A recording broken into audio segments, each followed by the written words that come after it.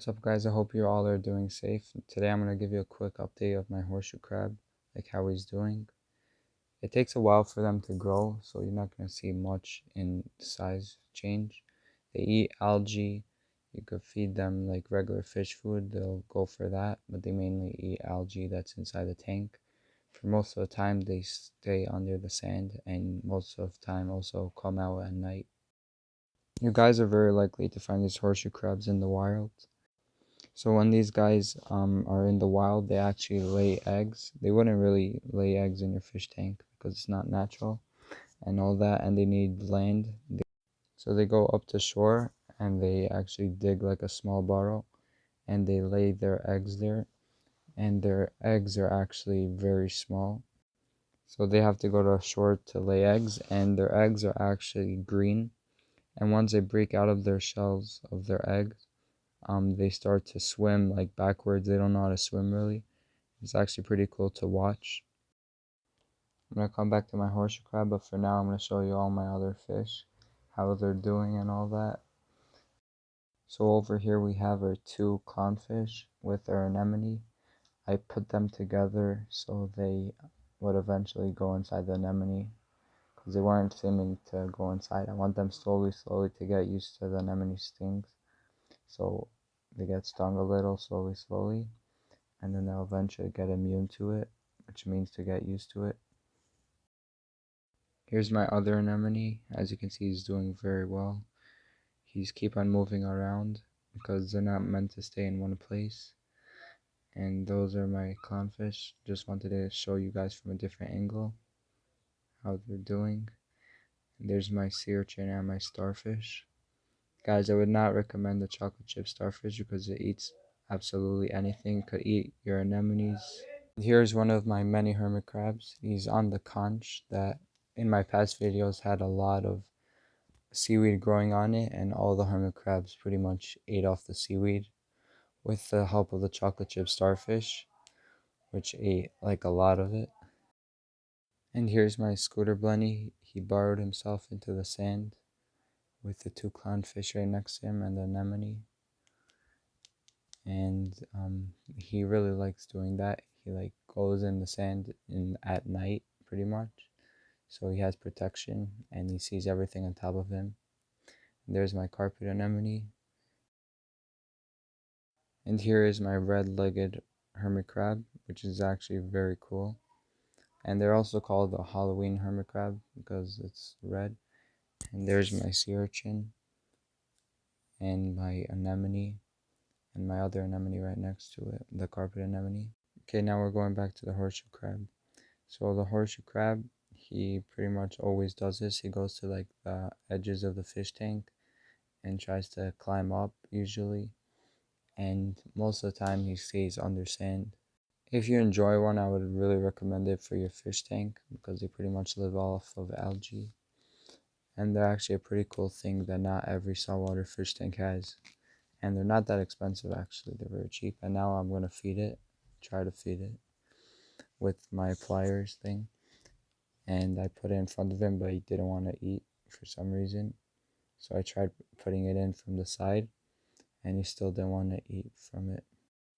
So that's what I try to do. But usually they would actually like eat food from like the floor. Like there would be, let's say, bristleworms and like small clams that would actually break open and eat, and like crabs. And now he's actually digging down into the sand. He like burrows under there, and that's where he lives most of his life. And as I said earlier, it takes them very long to grow. So they usually grow about a foot long. So this guy is about half an inch. And for him to grow a foot will take a very long time. So I wouldn't have to get rid of him for a while. Here's footage from a month ago after I aquascaped the tank. I made them like have a few caves over there, as you can see, and actually one of my crabs burrowed inside there, and they really like it. And also my shrimp went inside, my ghost shrimp. And there's my anemone with the carpet anemone and the sea urchin and the clownfish. And as you can see, there was so much algae on the rocks, and now there's like barely anything from the videos I showed you earlier. And all my fish are doing okay.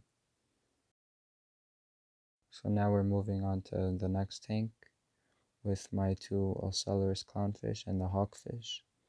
The hawkfish is actually very aggressive, and there's the corals, and also the blue velvet damsel is also very aggressive, but it's not as aggressive as the hawkfish. So I'm probably going to take the two Ocellaris clownfish and put them in the smaller 20-gallon fish tank. I'll see what I'll do. And there's my feather duster and my mini carpet anemone, and there's my Candia anemone that my fish wouldn't go into. So now I'm going to show you guys footage of me going cast netting, because I didn't upload a fishing video in a while because you can't leave your house because of quarantine and all that. And it's pretty cold out on the beach, so there's not really much fish.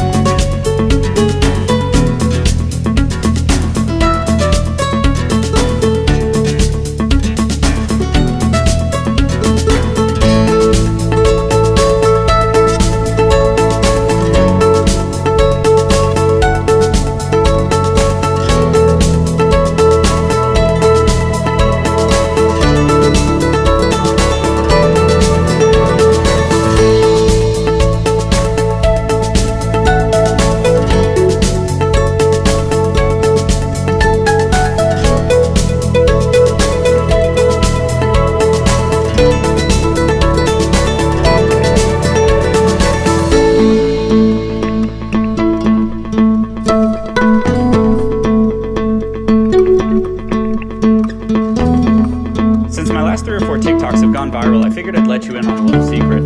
You basically just have to keep talking until you confuse the shit out of your viewers, because then they'll keep watching while their brain tries to catch up with whatever nonsense you're talking about, and if you're lucky, they'll even rewatch it, and that will signal to the TikTok gods that you deserve to be a superstar.